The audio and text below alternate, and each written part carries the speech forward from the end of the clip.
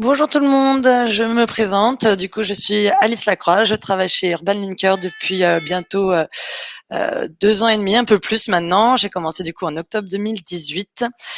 Pour la petite histoire, je suis lyonnaise, donc j'ai commencé chez Urban Linker en octobre 2018 dans l'équipe de Lyon et j'ai intégré l'équipe parisienne du coup en janvier 2020. Moi, je suis consultante spécialisée dans la tech. Pour donner un peu plus d'informations concernant Urban Linker, on est un cabinet de recrutement spécialisé dans le digital. Donc, une antenne à Paris qui s'occupe de l'Île-de-France, où on est une quarantaine de consultants spécialisés dans la tech et une dizaine spécialisés plus sur des profils de sales et web marketing. Et également une antenne, du coup, à Lyon, où il y a une dizaine de consultants qui, eux, avancent sur les différentes régions, ce qui permet, en fait, de couvrir le recrutement sur la France de manière globale.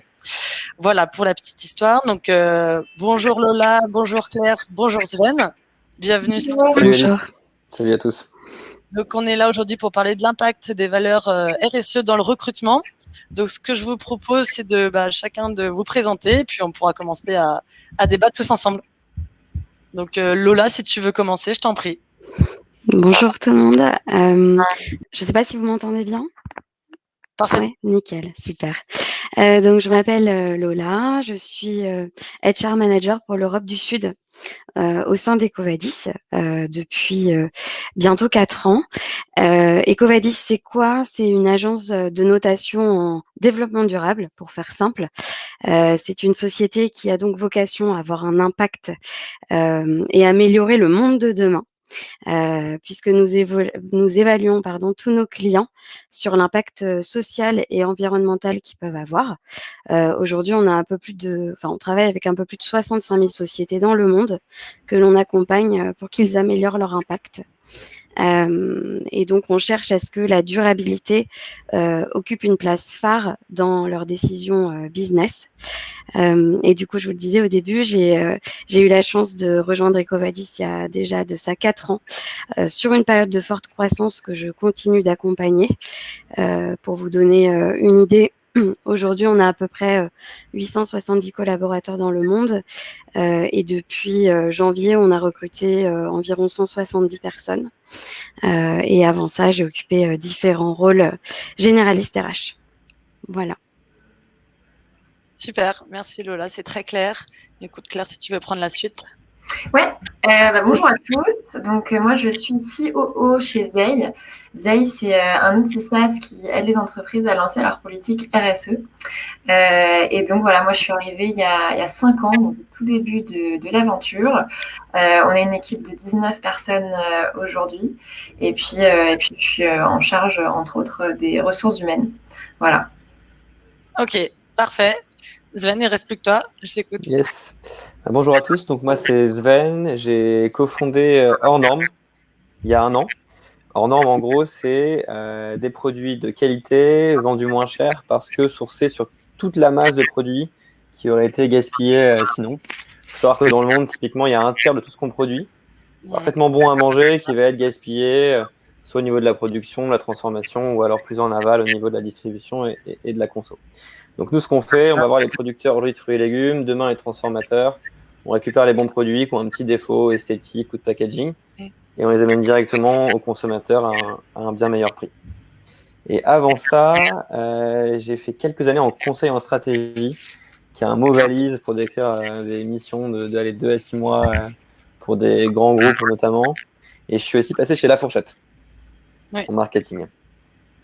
D'accord. Ok, parfait, c'est clair pour tout le monde. Du coup, par rapport aux différentes formes d'engagement, de stratégie RSE, que ce soit interne ou externe à chacun de vos entreprises, comment vous mettez en place ces valeurs et les mettre le plus en lumière aujourd'hui? Alors, je sais pas si... Lola, tu veux commencer? Ça marche, j'ouvre le bal. En gros, nous, nos valeurs, à la base, on a fait en sorte qu'elles nous reviennent finalement du ressenti des salariés. On n'a pas décidé du jour au lendemain qu'Ecovadis ça allait être ça.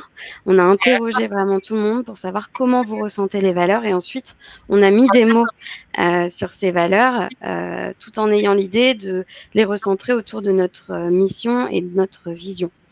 Donc on a aujourd'hui 6 valeurs. Je vais pas toutes vous les vous expliquer exactement en quoi ça consiste, mais ça va vraiment tourner autour de la durabilité, comme c'est notre cœur de métier, le respect, la bienveillance, qui sont des valeurs fondamentales. Et puis on a aussi un côté centricité client qui est très important puisque Ecovadis reste un business, donc forcément on a à cœur de répondre à leurs attentes. Mais voilà, en gros l'idée c'est d'offrir un environnement de travail qui soit le plus agréable possible, où les gens travaillent de manière smart, vont à l'essentiel, tout en s'amusant et en ayant un impact et en faisant la différence. On tourne aussi nos valeurs autour de 4 piliers qui nous sont essentiels, à savoir nos salariés, nos clients, nos partenaires et puis notre dernier pôle, c'est la société et la planète. Et de manière plus concrète, en gros, ça va se traduire par des commissions de travail sur des thématiques très spécifiques comme la diversité, l'équité, l'inclusion, l'impact carbone, la philanthropie. Et on a aussi des réseaux de salariés qui sont gérés d'ailleurs par nos salariés autour de grandes thématiques. Là, le dernier réseau qui vient d'être créé s'appelle Rainbow Vadis et concerne la communauté LGBTQ+, et ses alliés. Voilà. Ok, donc oui, de base, c'était pas forcément une volonté première, mais c'est par rapport aux différents échanges que tu as pu avoir avec tes clients ou même les différents états d'esprit que vous avez mis en place cette responsabilité. De toute façon, c'est notre mission en tant qu'entreprise. Donc, on applique aussi à nous-mêmes ce que l'on préconise à nos clients de faire. Donc, c'est vrai que la RSE a un rôle majeur pour notre organisation, ça c'est certain. Et on le met en action le plus possible au quotidien. D'accord. Ok. Est-ce que quelqu'un souhaite rebondir justement sur ce que vient de dire Lola? Moi, je peux rebondir parce que je retrouve beaucoup chez nous, c'est un petit peu pareil. C'est-à-dire que la RSE, c'est vraiment la raison d'être de Zeil. Notre but, c'est d'encourager au maximum les entreprises à s'impliquer et à s'engager pour l'environnement et pour le social. Donc, nous, au départ, la RSE, c'est vraiment au cœur de notre équipe. Et nous, elle est mouvante aussi, cette politique RSE. C'est très difficile de résumer une politique RSE parce qu'en plus, il y a tellement de sujets. Mais en gros, je suis d'accord avec Lola que une bonne politique RSE, pour moi, c'est une politique qui est aussi construite par et avec l'équipe. Et du coup, voilà, nous, on fait à peu près un atelier par an sur les valeurs. Nous, il a eu lieu il y a 3 jours, donc là, c'est le bon moment pour faire ce webinaire. Mais c'est vrai que c'est un peu difficile de résumer une politique RSE rapidement, mais en tout cas, je retrouve chez Lola cet alignement et cette cohérence qui est importante aussi pour nous. Ça marche. Et toi aussi, Sven, tu retrouves la même chose que Lola et Claire? Alors, moi, je suis hyper rassuré par ce que disent Lola et Claire, qui ont des boîtes plus matures que nous et qui sont encore en train de modeler la RSE. Et je comprends que c'est aussi en gestation là-bas. Ça me rassure parce que c'est très en gestation encore chez Hors Normes. Ouais. Mais j'aime bien, on parle beaucoup de valeurs internes et c'est vrai que c'est aussi important que parfois ce qu'on veut appliquer à l'extérieur. Nous, on fait une distinction assez franche. En 2 mots sur l'externe, on a vraiment construit et lancé Hors Normes dans un axe en priorité, c'est l'impact environnemental, qui est massif et qui est vraiment le but originel de l'entreprise. Et on découvre au fur et à mesure d'autres impacts plus sociaux, et notamment que les premiers employés d'Hors Normes aiment bien aussi, notamment côté producteur avec une meilleure valorisation de leur production, donc en fait un revenu en plus, et côté conso, je l'ai dit tout à l'heure. Donc c'est vrai qu'on a l'impression on partait dans une direction et puis finalement ça devient un peu une arborescence où on découvre des axes sur lesquels on peut travailler pour être meilleur. Et c'est encore plus vireux en interne. Moi c'est un sujet que j'adore, le côté trouver des valeurs internes qui sont tranchantes, qui plaisent. On a fait beaucoup d'ateliers avec nos premiers employés sur essayer de les définir, les rendre un peu saillantes et après les incarner. Franchement, c'est un effort de tous les jours d'arriver à s'en souvenir au bon moment, à vérifier qu'elles sont encore d'actualité, que les gens sont alignés avec, qu'il n'y en a pas une qui manque, une qui est en trop. Enfin, je suis... Non, vraiment, Lola et Claire, merci de me rassurer parce que j'ai l'impression qu'à chaque fois qu'on en reparle, on les adapte en équipe, mais c'est peut-être bon signe finalement si c'est mouvant comme ça. En fait, moi, je pense que c'est complètement normal. Une équipe, elle est aussi amenée à évoluer. Il y a des gens qui arrivent, il y a des gens qui partent. Le business, il peut aussi évoluer. Je pense qu'en fait, c'est bien pour la faire vivre de aussi accepter justement qu'elle peut évoluer et la réfléchir avec tout le monde, même si après, bon, il y a souvent les mêmes choses qui reviennent dans les ateliers. Mais moi, je pense que c'est bien d'assumer ça. Et puis, il y a autre chose aussi, c'est que même l'entreprise, elle grandit, il n'y a pas les mêmes ressources aussi, il n'y a pas les mêmes... donc voilà, je pense que c'est intéressant en tout cas. Et nous, ça fait partie de nos valeurs, pour le coup, ce truc de se dire qu'on peut oser. On peut oser plein de choses. Et on s'est dit que c'était OK si on teste des choses et que finalement, on se rend compte que non, ça ne correspond pas à l'équipe. Et ça, je trouve que c'est bien aussi dans une politique RSE de ne pas avoir peur. On avait fait par exemple un atelier un webinaire sur le télétravail pour raconter comment on l'a mis en place. Et en fait, c'est pareil. Des fois, il faut juste se dire, OK, on tente un truc et puis on voit. Et souvent, ça marche. Top, pas de souci. Et donc, du coup, par rapport au sujet du recrutement, pour avancer sur des nouveaux collaborateurs, comment vous mettez en place justement les valeurs afin d'attirer justement ces candidats? Est-ce que vous avez une certaine... Pour pouvoir... Vas-y Claire, si tu veux y aller, non? Alors, par quoi je commence? Déjà, dans nos offres d'emploi, je pense que ça ressort de plusieurs manières. Donc nous, notre plateforme principale, c'est Welcome to the Jungle. Donc dans la description de l'entreprise, on explique un petit peu nos valeurs et puis je pense que notre ADN ressort un petit peu. Il y a un côté fun aussi, assez transparent. Donc je pense que quand on lit l'annonce, déjà on sent un engagement et on sent un petit peu l'ADN de l'équipe. Et puis ensuite, moi je pense que ça s'incarne de toute façon, dans toute la vie de l'entreprise, mais aussi dans les recrutements. Donc ça passe par notre manière de nous exprimer dans les mails, notre manière de conduire des entretiens.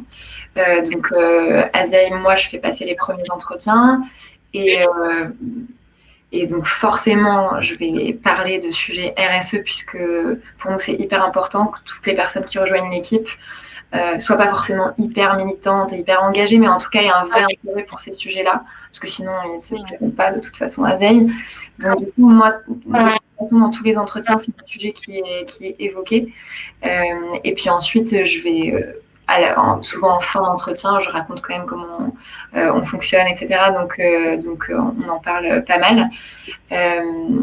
Et puis après, il y a la suite aussi à la fin une fois que la personne est recrutée dans le process d'intégration. C'est encore très, très présent. On a beaucoup de formations autour de la RSE. Et puis après, dans la vie de l'entreprise aussi. Voilà. Ok, top. De ton côté, Lola, est-ce que tu mets en place pendant le process de recrutement ou même ton sourcing des choses précises en rapport justement avec cette problématique?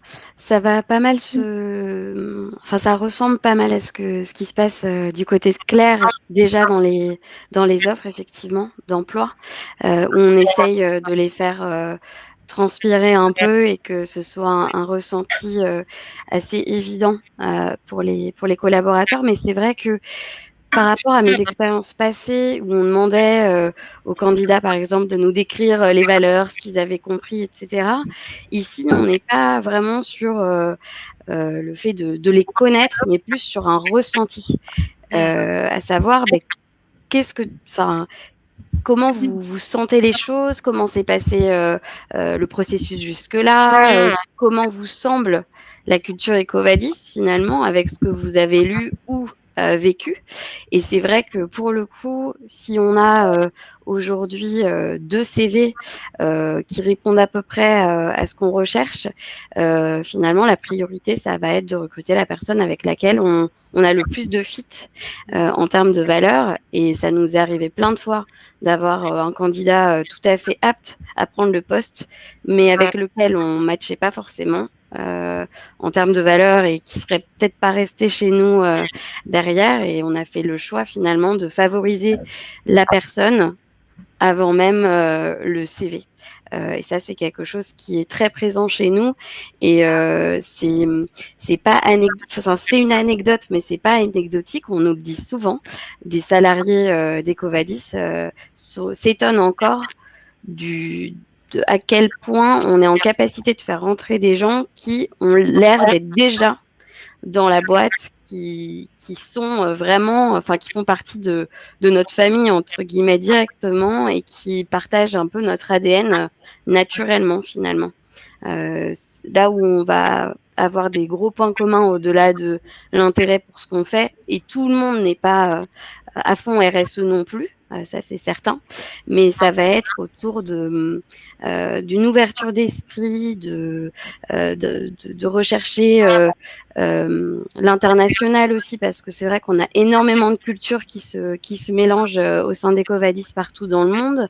Et voilà, des gens qui sont ouverts et qui ont envie de faire les choses pour le bien, entre guillemets, qui ont envie d'avoir un impact. Beaucoup de candidats aujourd'hui postulent chez nous parce qu'ils nous disent on a envie d'un tournant dans notre carrière, on a envie de faire quelque chose qui veut dire quelque chose. Et c'est en ça que les valeurs sont hyper importantes dans le recrutement, même si on les markete pas en permanence, quoi. Je suis tout à fait d'accord avec toi, Lola. Moi, je rencontre, du coup, en tant que tech recruteuse, beaucoup de clients de candidats, qui mettent l'accent sur le fait qu'ils souhaitent trouver des projets éthiques qui ont du sens et positifs pour l'environnement. Donc, c'est vrai que c'est quelque chose à prendre en compte aujourd'hui. Ouais. Et moi, je rebondis juste parce que je trouve aussi ce qu'on ressent dans ce que Lola a dit, c'est que, en fait, quand il y a vraiment dans l'entreprise des vrais engagements, je pense que c'est pas la peine d'en faire des tonnes. En fait, ça se ressent assez naturellement de toute façon quand on fait passer des entretiens. Mais donc, clairement, du coup, si vous avez 2 profils devant vous, mais une personne qui est moins compétente, mais qui a plus de valeur ou un état d'esprit plus RSE, votre choix se portera plus vers cette personne-là aujourd'hui. Clairement, chez nous, oui. Ouais, chez nous aussi. De ton côté, Sven? Ouais, je pense que c'est un peu un minimum en fait. On n'a pas besoin d'avoir forcément des guerrieros pour nous de l'anti-gaspi, mais il faut un minimum d'adéquation entre tu vois, les valeurs de la personne et celles de la boîte. Et c'est un peu ça en fait. Si ce minimum n'est pas atteint, même si la personne est exceptionnelle sur d'autres paramètres, en fait, ça le fera pas. Je pense que c'est encore plus vrai pour une petite boîte comme nous. Nous, on est 7 aujourd'hui, on a 10 recrutements en cours. Donc ces 10 recrutements en cours sont ultra clés. Et on ne peut pas se permettre d'avoir quelqu'un qui est en dessous de ce seuil en termes de valeur, d'alignement valeur, soit interne, soit externe, comme j'ai décrit tout à l'heure. Donc c'est vrai que je retrouve dans ce que dit Lola et Claire aussi, ce côté un peu à double tranchant, c'est-à-dire que à la fois c'est un plus pour le recrutement, et je suis hyper d'accord sur le fait que quand c'est une entreprise qui a un but assez clair, visiblement positif, il n'y a pas besoin d'en faire des tonnes. J'ai l'impression que les entreprises qui en font le plus sur Welcome to the Jungle, par exemple, autour des valeurs, c'est celles qui ont parfois un peu de mal à justifier d'un vrai impact positif. Donc, à contrario, pour moi, une entreprise qui a un impact positif clair n'a pas besoin de marketer 3 pages d'engagement. Ça se ressent et ça se vit au moment des entretiens. C'est le premier côté, ça aide pour le recrutement. Et en effet, j'ai tellement aujourd'hui de la démotivation de candidats que je rencontre qui mettent ça en avant comme je veux appliquer une trajectoire à ma carrière vers un engagement positif, que je le ressens. Et en fait, je pense qu'on en est aussi les exemples, tous ici. Donc ça, c'est clair que sur le recrutement, ça aide, mais il y a un vrai côté, et qu'on a aussi évoqué, de prisme de sélection qui s'applique. C'est vraiment dans les deux sens. Ça fait plus rentrer les gens dans le pipe, mais en même temps, derrière, sur le pipe, on applique un nouveau filtre, un nouveau regard, pour être sûr qu'on conserve une boîte engagée. Ouais, en accord avec vos valeurs. Je me permets d'intervenir. J'ai du coup Marie Verchère qui pose la question si l'un d'entre vous avait remarqué une hausse des candidatures cherchant de l'engagement suite à l'année Covid. Alors, Sven, c'est vrai que c'est plutôt... Moi, c'est pas une hausse, mais l'entretien en ce moment, et j'en fais pas mal, ça revient assez souvent, l'impact des réflexions qui ont lieu pendant, notamment les confinements liés au Covid. Je pense que ça a clairement eu un effet. Ouais. Et j'ai quitté mon entreprise précédente à l'été dernier. Je suis peut-être aussi quelqu'un qui a été affecté. Ouais, même retour, ouais. Moi aussi, je vois, effectivement, ça revient beaucoup dans les entretiens. Et nous, on a reçu beaucoup plus de candidatures que d'habitude. Mais pour le coup, là, c'était plutôt un effet ricochet de la crise, puisqu'il y avait plus de candidats aussi sur le marché que d'habitude. Mais en termes d'engagement, j'ai l'impression qu'on retrouve toujours un peu la même typologie de personnes, Covid ou pas. Mais c'est sûr que le Covid a quand même, je pense, permis à certaines personnes de se rendre compte de notre impact sur le monde qui nous entoure et à réaliser qu'on avait plutôt un effet néfaste. Donc, ça a dû réveiller certaines consciences à ce moment-là, c'est certain.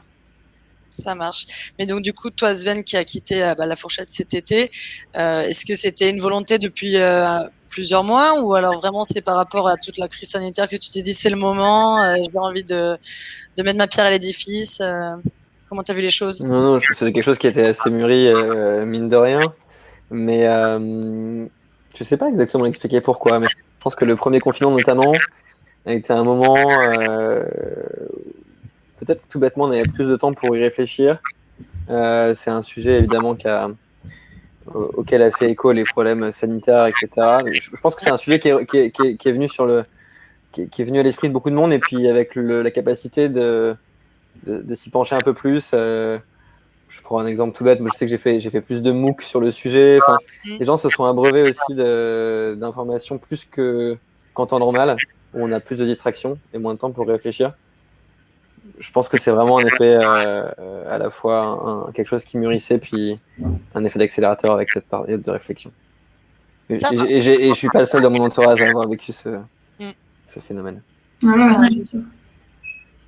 Ça marche. Bon, alors là, du coup, on a vu par rapport au recrutement, mais une fois que du coup les candidats sont en poste, pour les fidéliser, alors vous m'avez parlé tous d'ateliers. Est-ce que vous mettez d'autres choses en place? Comment on avance sur ce sujet? Quel format pour libérer un peu les langues et mettre en application, fidéliser les collaborateurs dans cette optique? Je me lance.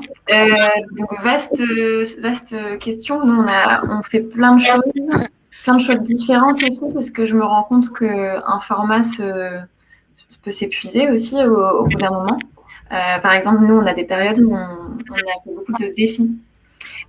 Donc défis, je sais pas moi, être végétarien pendant une semaine, enfin des défis autour de sujets environnementaux.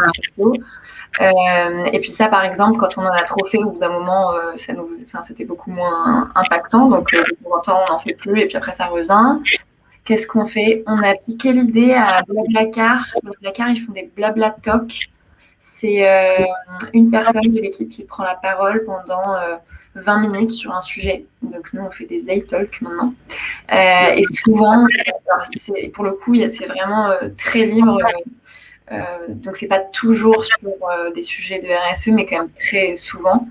Là, par exemple, le dernier qu'on a fait, c'était sur l'endométriose, qui est une maladie qui touche les femmes. Et donc, c'était pour sensibiliser à ça. Et puis, ça peut être sur plein de sujets différents. Parfois, c'est vraiment sur la biodiversité. On a eu un sur le lombricompost. Et donc, on a appris plein de choses sur les lombrics. Et puis après, qu'est-ce qu'on a d'autre? On fait des ateliers d'équipe parfois.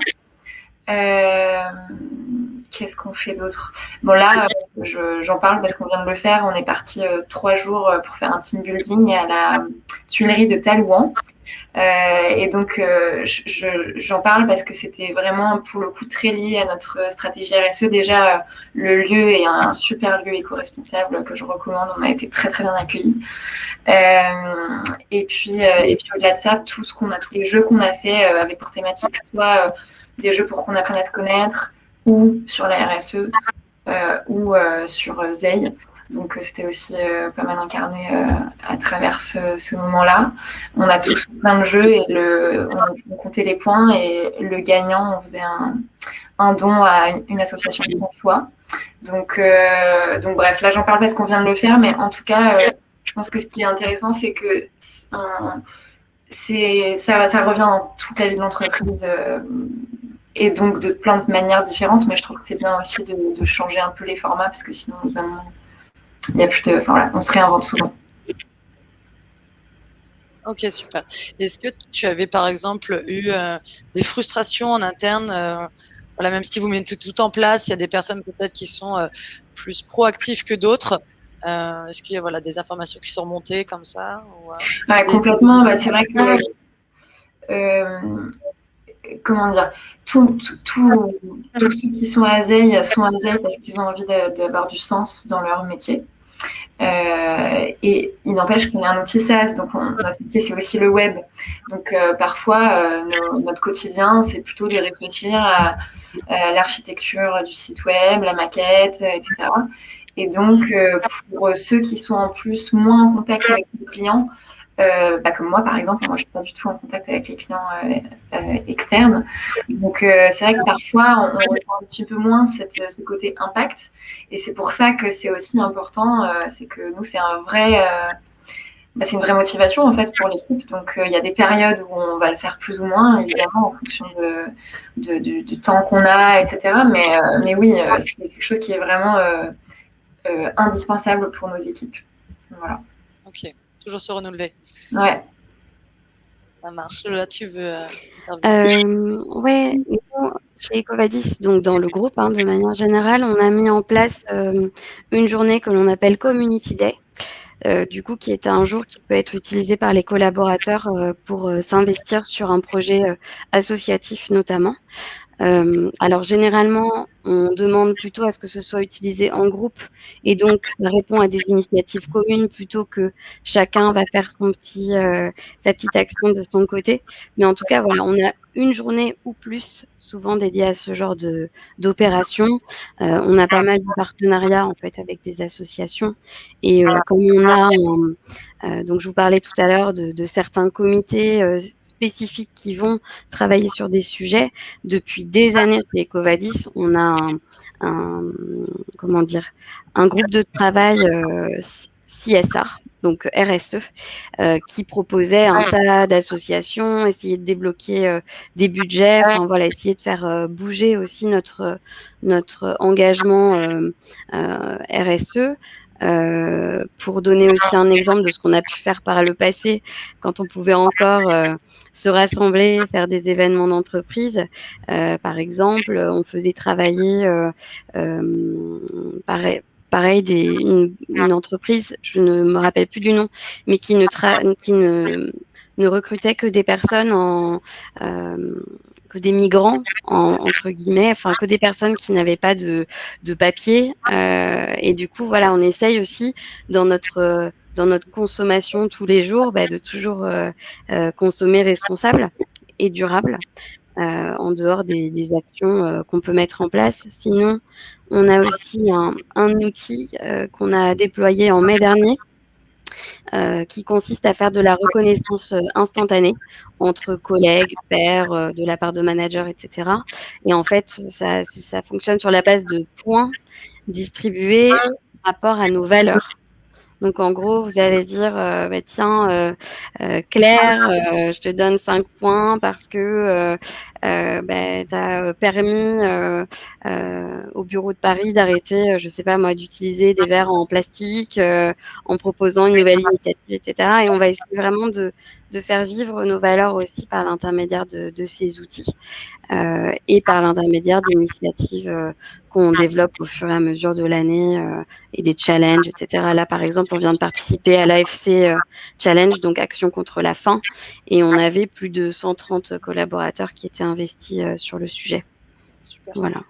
Et juste, j'ai une question, là. Le Community Day, vous le faites tous les combien?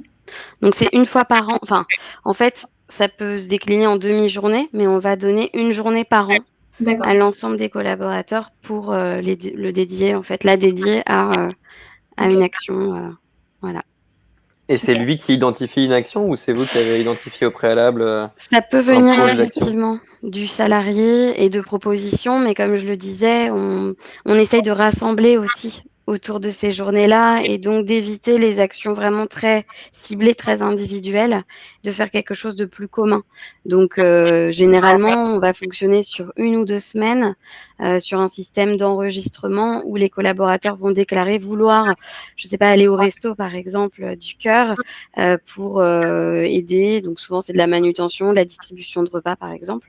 Et du coup, on s'inscrit sur des demi-journées, sur 2 semaines, un truc comme ça, pour qu'un maximum de collaborateurs puissent participer.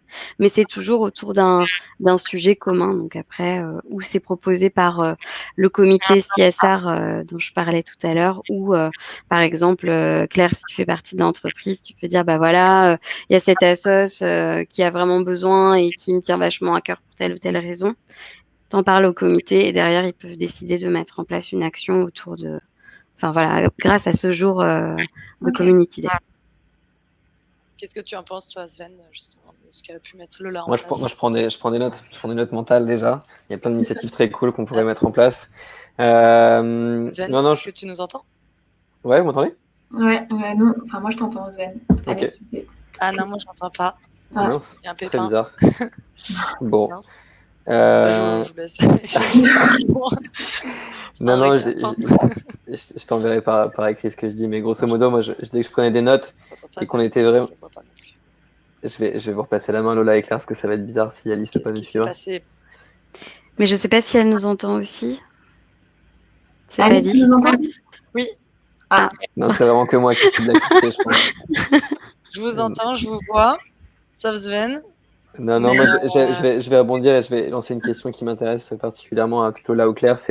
On en a parlé très brièvement, mais sur la définition / redéfinition, ajustement des valeurs. Vous avez un peu des tips pour qu'elles restent toujours d'actualité. Je pense que c'est hyper clé parce que j'ai connu, moi, des boîtes il y a longtemps qui perdaient un peu le sens de leurs valeurs et qui mettaient plus Eh de ben, c'est les l'affichage. aléas du métier, pas de Je souci. sais De pas toute si façon, vous avez des on va. méthodes pour les Ah, pardon, redéfinir, Sven. pour les redéfinir de façon fréquente. ouais. Du coup, Alice, nous on entend Sven et il nous demandait si on avait des tips pour mettre en place, enfin, ouais, pour définir les valeurs et puis pour veiller à ce qu'elles soient toujours d'actualité. D'accord. Du coup, moi, j'en parlais tout à l'heure. On fait à peu près 1 fois par an un atelier sur les valeurs. L'année dernière, avec le confinement et tout ça, on avait juste envoyé un questionnaire à tout le monde. Bon, c'était pas très vivant, hein. Je ne le recommande pas spécialement. Mais du coup, là, on a refait un vrai atelier. Moi, ce que j'ai fait plusieurs fois, c'est on fait un atelier tous ensemble et on définit 5 valeurs de ZEI en général et 5 valeurs de quelle équipe on a envie d'être. Donc, c'est un peu ces 2 questions. C'est quelle entreprise on a envie d'être et quelle équipe on a envie d'être. Ça se recoupe, hein. Il y a forcément dans les 2, enfin, il y a des réponses communes, mais c'est surtout pour les entités à quand même penser aussi à notre manière de travailler. Et donc là, on a refait ça il y a 3 jours là. Et on a aussi travaillé sur les distinctions entre la raison d'être, la vision, la mission, pour essayer de creuser un petit peu, d'aller un peu plus loin. Voilà. Et du coup, ça a duré 1h30. On a peut-être dépassé sur 2 heures. Et pour le côté très pratique, on a sur chaque question, on faisait 4 groupes de 4. On se donnait 7 minutes pour dégager 4-5 points clés et après on faisait une restitution tous ensemble. Ok. Et alors la question après, c'est quand tu les as comme ça ajustés, etc. Comment tu fais en sorte qu'au quotidien, dans les moments importants, elle t'influe. J'ai l'impression que parfois tu as des décisions à prendre et c'est à ce moment-là où il faut se rappeler de tes valeurs. Mais comment t'en es à peu près sûr que tu les respectes dans les moments clés? Ouais, très intéressant. D'ailleurs, je voulais répondre à ça, j'ai oublié. Moi, le premier atelier, on a juste fait un atelier et derrière, on n'en a rien fait. Et donc, très dommage parce que c'était un très beau moment, l'atelier. Et puis, ça s'est un peu oublié. Du coup, moi, ce que je recommande, c'est qu'il faut vraiment en faire quelque chose. Donc, nous, ce qu'on fait depuis, c'est qu'on en fait des visuels, on les affiche dans nos bureaux, etc. Tout de suite, c'est quand même beaucoup plus présent. C'est-à-dire que aussi à chaque fois qu'il y a des nouvelles personnes qui arrivent, on en rediscute. Moi, c'est dans mon process d'intégration aussi. Donc ça revient quand même très souvent. Et puis après, c'est ce qu'on disait tout à l'heure. Je pense que quand il y a une vraie volonté d'alignement et de cohérence, ça se fait aussi assez naturellement, je crois. Voilà.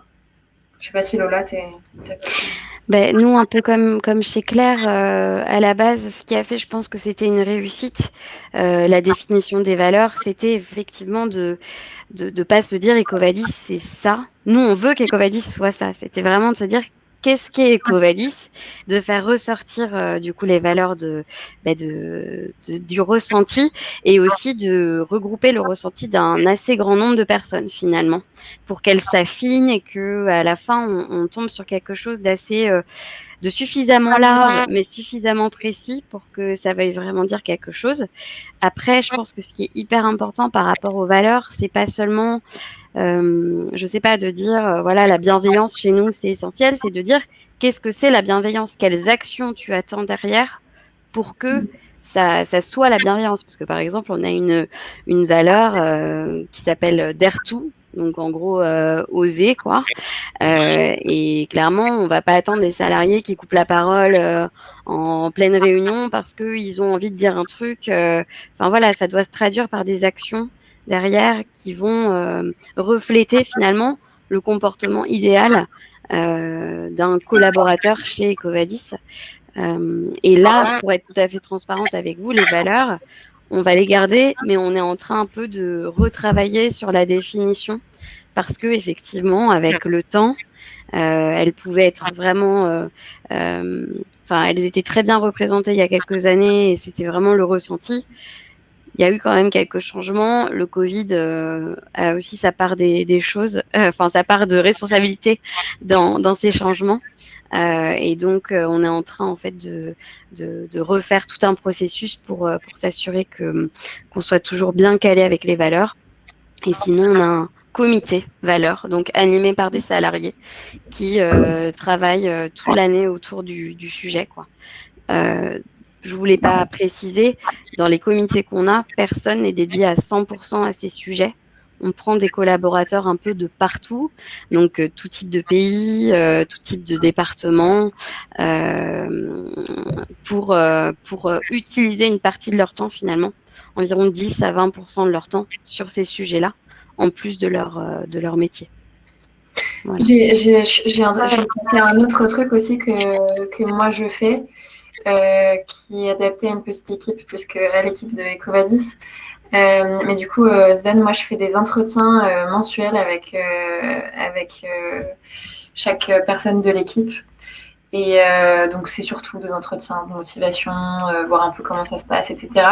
Mais à la fin, je fais toujours un point sur est-ce que tu as des idées, est-ce qu'il y a des sujets que tu as envie de creuser au niveau RSE. Et c'est aussi de là où je prends les idées pour faire les défis, les iTalks, etc. Et ça, en fait, du coup, ça fait un moment où j'y pense. Parce qu'en fait, je trouve la difficulté dans la politique RSE, c'est que même si c'est hyper important pour Zeil et que c'est la raison d'être, etc., c'est quand même une réalité que parfois, quand on a énormément d'urgence, de priorités, etc., c'est difficile de faire l'atelier ou tel truc. C'est difficile que ça passe toujours en premier, quoi. Donc en fait, moi, je pense que c'est bien ces petits moments pour relever un peu la tête du guidon et se redire ah bah tiens, il faut que je fasse ça. Voilà. C'est aussi comme ça, je trouve que nous, on le maintient. Trop bien, super idée. Je note aussi. C'est écrit, c'est dans la tête. Ça marche. Et donc, du coup, si on va un petit peu plus loin dans la réflexion sur le long terme, est-ce que vous pensez que des entreprises qui mettent l'accent sur justement l'impact RSE vs une entreprise qui ne va pas mettre forcément d'intérêt dedans, est-ce qu'à l'avenir, vous pensez quel sera le rapport, les obligations pour recruter, s'il y aura justement un avantage vers l'un ou vers l'autre, comment vous voyez les choses? Si on doit faire un comparatif. Moi, je pense que ce qui ressort là dans ce qu'on dit tous les trois, c'est que à la limite, ça ne sert à rien de le marketer si derrière, ça n'est pas réel. Oui. Ça peut même être pire, hein, il y a l'effet désillusion qui, je pense, est dangereux. Enfin, nous, en tout cas, on essaie, pendant les recrutements, de donner l'image la plus vraie de Zeil. Pour éviter aussi que la personne soit déçue, parce que un recrutement, ça prend du temps, donc personne n'a intérêt à ça, en fait.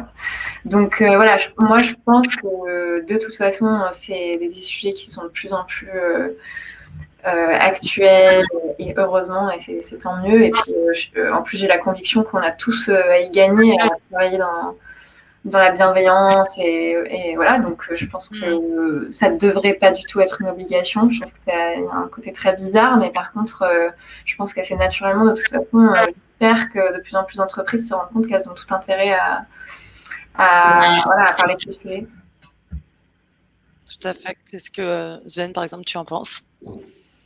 Ouais, c'est un peu ce qu'on disait au début, mais j'ai l'impression que ça va profiter, enfin, de la vague de plus en plus de personnes qui souhaitent avoir des sujets RSE bien couverts par une entreprise comme un prérequis pour s'impliquer dans une boîte. Ça va vachement aider les entreprises qui s'y sont mis rapidement ou qui ont un but qui est hyper positif. Après, j'ai toujours un peu j'essaie de prendre un peu de recul là-dessus, et je pense que on est quand même biaisé par notre entourage, dans le sens où je pense qu'il y a pas mal de personnes qui sont en recherche de postes et qui n'ont pas la chance de pouvoir mettre ça comme un critère nécessaire. Donc je pense qu'il faut élargir un petit peu et se dire que pour les personnes qui ont le choix dans leur prochain job, elles vont tendre vers les entreprises qui l'offrent. Mais j'ai l'impression que c'est encore un sujet qui touche que les mieux lotis du marché du travail aujourd'hui. Donc bon, j'espère qu'au fur et à mesure, ce sera les entreprises qui seront de fait toutes hyper impliquées, et donc qui proposeront à tout le monde un job RSE positif. Mais je pense que c'est pas encore tout à fait le cas. Et chez nous, le ressenti que j'ai, c'est que ça va aussi beaucoup dépendre des candidats eux-mêmes et de leur désir finalement, parce qu'il y en a vraiment qui sont beaucoup attirés par tout cet aspect RSE, qui veulent avoir un impact, faire changer les choses, etc. Il y en a d'autres, ça leur passe un peu au-dessus de la tête, pour être tout à fait honnête. Mais par contre, dès que vous leur parlez de quel est l'engagement RSE, quelles sont les valeurs de l'entreprise, souvent ça leur parle, ça les fait tiquer, et ils se disent ah ben génial. Enfin, j'avoue que j'avais pas vu les choses comme ça, mais c'est vrai que c'est un plus et ça fait la différence. Demain, vous êtes un candidat, vous apprenez que la boîte dans laquelle vous voulez bosser rejette ses déchets dans la rivière. Bon, ça fait pas un super effet, et clairement, je pense que l'engagement et les actions d'une entreprise parlent beaucoup aussi de la manière dont elle respecte l'environnement, la société, va parler aussi de la manière qu'elles vont avoir de respecter leurs collaborateurs eux-mêmes. C'est hyper important, et c'est en ça que les actions des entreprises et donc leur engagement RSE va avoir de plus en plus d'impact, à mon sens. Tout à fait. Écoutez, très bien. Je ne sais pas si vous avez envie de partager d'autres sujets, des points à creuser davantage. Là, Claire comme Sven. J'ai vu qu'il y avait une question de Marie. Oui. Avez-vous connu des recrutements où le nouveau collaborateur était déçu du niveau d'engagement interne? On en avait un petit peu parlé tout à l'heure, donc je pense qu'on avait répondu à la question, à moins que vous voulez rajouter une anecdote. Juste peut-être un truc qui nous est arrivé à plusieurs reprises. On a eu des candidats qui ont rejoint EcoVadis pour ce qu'on fait, pour notre mission et tout ça, et qui ont été effectivement un peu déçus, pas du niveau d'engagement interne, mais finalement de leur action. Nous, l'action d'EcoVadis, c'est finalement sur le long terme, mais c'est aussi en anticipation. Et on est assez proactif finalement sur le fait, par exemple, je sais pas moi, l'entreprise cliente va proposer que des emballages en plastique. Le but d'Ecovadis, c'est de faire en sorte que l'entreprise change ce point-là et donc arrête de proposer des emballages en plastique. Alors que les personnes qui nous ont rejoints avaient plus une volonté d'immédiateté, de se sentir dans l'action et de vouloir avoir des impacts immédiats finalement. Donc, on a eu des déçus et on a eu quelques personnes, enfin, c'est pas non plus la majorité des gens qui partent, mais une petite poignée de personnes qui nous ont quittés parce que elles ont voulu avoir un impact encore plus fort. Et la plupart de ces personnes-là ont d'ailleurs lancé leur propre entreprise, leur propre business. Ah oui, d'accord. Autour de ces sujets-là. Ouais, nous, ça a pu nous arriver, mais c'est pas tellement au recrutement, c'est plus... en fait, c'est plus des périodes, quoi. C'est ce que je disais tout à l'heure, c'est qu'il y a des périodes où on était dans le rush et du coup, on a pris un peu moins le temps de mettre en place certaines actions RSE. Et pour le coup, ça affecte la motivation. Ce que je disais tout à l'heure, c'est que c'est tellement important pour notre équipe que forcément, si on le fait pas, il y a des déçus. Mais après, c'est pas forcément... grave en fait, si on est à l'écoute, après on prend le temps et la motivation revient. C'est normal aussi, je pense, d'avoir des. C'est pas toujours. Il n'y a aucune entreprise parfaite de toute façon, je pense. Voilà. Parfait, top. Écoutez, ce que je vous propose, de toute façon, c'est que vous avez un sujet à échanger encore en plus ou on a fait le tour de votre côté, Sven? Moi, je suis bon, j'ai toutes mes notes. Bon, toutes mes actions. Moi aussi. Merci, Lola et Claire. Merci. Si on recrute des développeurs, s'il y en a qui nous regardent. Voilà, justement. N'hésitez pas à faire passer votre message. Dans tous les cas, le lien de ce webinaire vous sera tous envoyé aux participants et à vous trois, les interlocuteurs, et puis également sur notre chaîne YouTube. Et puis, en effet, si vous avez des recrutements à faire, n'hésitez pas à faire un petit mot. Je pense que, comme Claire, nous, on est très welcome to the jungle et il y en a un peu pour tous les goûts d'ailleurs. On fait un peu de tout, marketing, achat, logistique, tech, donc administratif aussi. Donc le mieux c'est d'y faire un tour et de m'envoyer un mail pour toute question ou pour prendre un café. Parfait. Merci beaucoup Claire, Lola et Sven pour votre participation. Et puis on se dit à bientôt. Yes, salut Alice, salut à tous. Au revoir. Salut à tous, merci. Au revoir.